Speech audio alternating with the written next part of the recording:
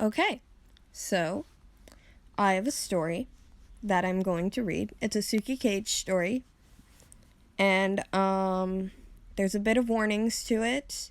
Number one, there will be suicidal thoughts in this. There will also be self-harm, so just be prepared for that. And if you're not mentally stable for it, please click off the video. And, yeah, let's get started. Chapter 1, Feelings. Kageyama's POV. I woke up with a cold sweat and a blush plastered on my face. It was the third time this week that I had dreamed about the blonde on my team. What the hell is happening? Memories of the dream flashed in my mind. I was on a walk with Tsukishima by my side, our hands intertwined with one another's. In the dream, at one point, Tsukishima would turn to me with a blush on his cheeks as he leaned in, and then I would wake up. Why the hell am I dreaming about that asshole? I threw my pillow against my wall and pulled at my hair in frustration. I take a breath in order to calm myself down. I look at the time. Crap. The clock read 5 a.m. It's too late to get any more sleep, I say to myself as I prepare to get out of my bed. I had the idea of going for a run in order to take my mind off my dream. I throw on my runners as my sister walks down the stairs. Tobio, you don't have to be up for another hour. What are you doing? Where are you going? My sister spoke. I turned to face her. Sorry for waking you. I woke up early, so I'm going for a run. I hope that's okay. She smiled before speaking.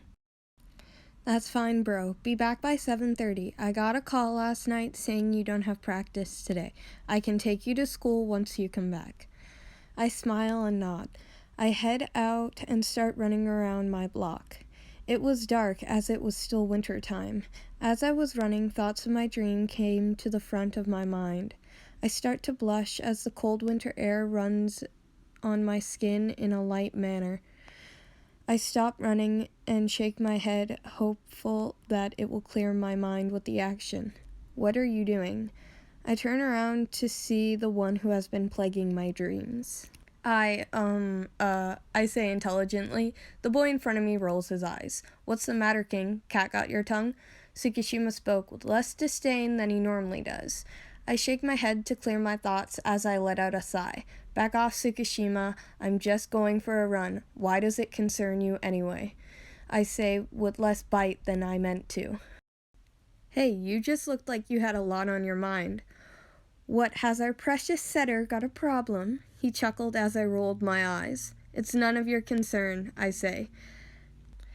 I do a once-over on the blonde. He's wearing a muscle shirt that allows the view of his long, slim arms. An image of me in his arms flies in my mind. I feel a blush crawl on my cheeks, so I turn away from the boy in front of me. Then an idea popped into my mind as I go to speak. Listen, we've been at each other's throats for a while. Can't we just drop this? I say as I turn back to the boy. He looked shocked, but composed himself quickly. Okay then. I smile.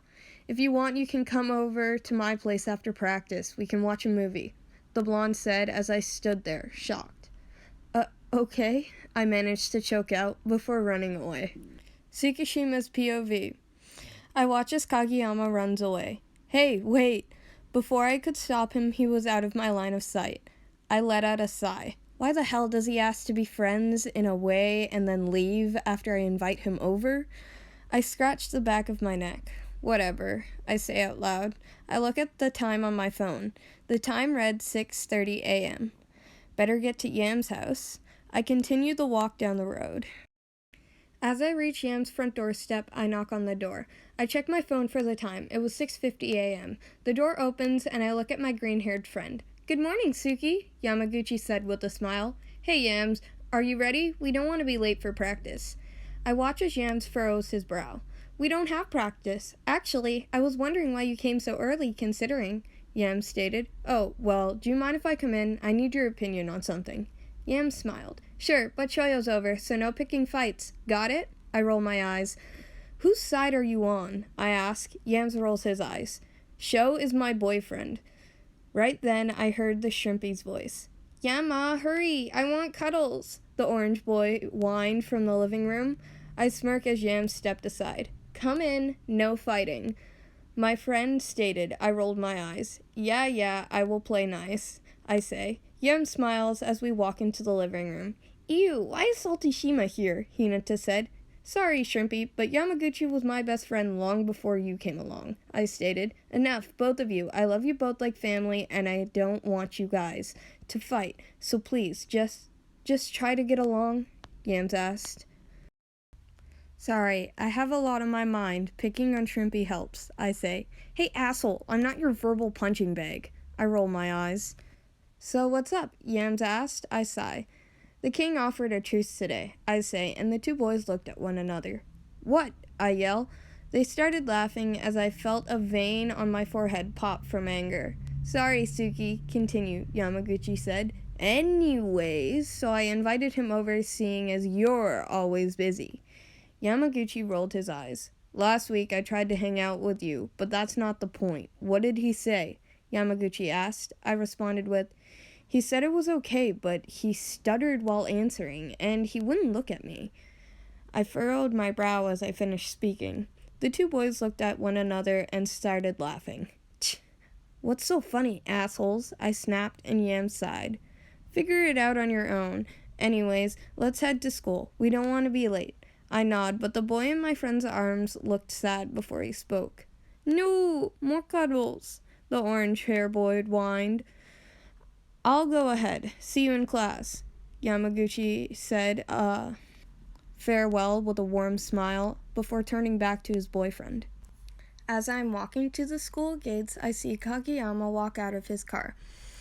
I smile and wave at the boy, but he turns away and runs before I could say anything more. What's up with him? I wonder as I walk to class. Kageyama's POV. As I got out of the car at the school, I saw the blonde on the other side of the street. He waved at me as I got lost in his eyes. Hazel-tinted eyes stared into my soul with a smile plastered on the other's features. He's so handsome. I turn away as a blush forms on my cheeks. Wah, did I just think the salty boy was handsome?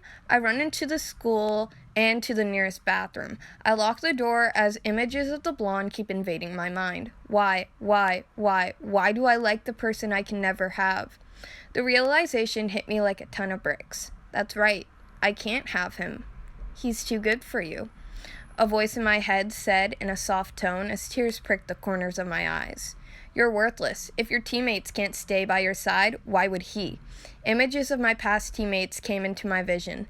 How they left me because of my ignorant setting. I can't even support my team. How could I?